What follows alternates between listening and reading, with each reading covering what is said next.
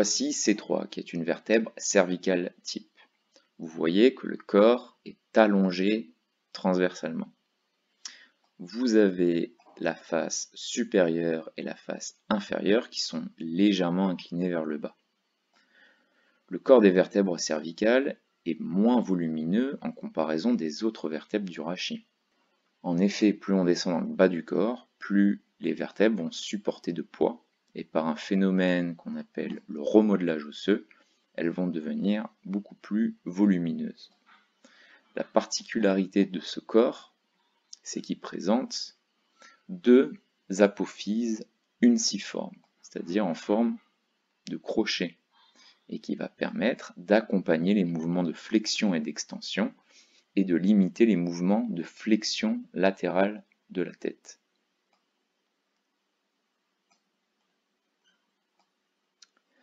Au niveau des lames que vous retrouvez ici, vous pouvez voir sur ces lames que l'axe transversal prédomine sur l'axe crânio-caudal.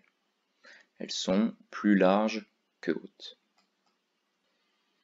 Concernant le foramen vertébral, qui laisse le passage à la moelle épinière, vous pouvez voir qu'il a une forme de triangle isocèle.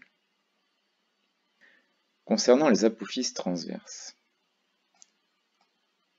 que nous voyons ici, elles sont également très particulières.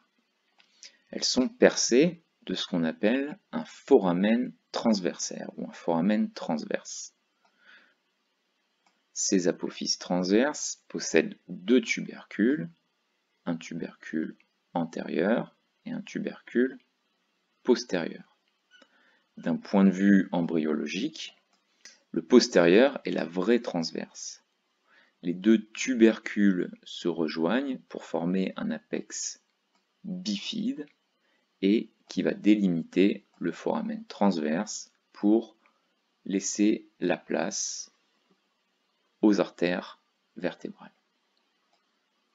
Ensuite, nous avons l'apophyse épineuse qui est courte et qui va présenter également deux tubercules.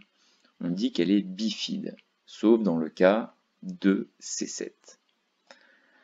Maintenant, au niveau des processus articulaires, il est légèrement dirigé en arrière, vers le haut et vers l'intérieur.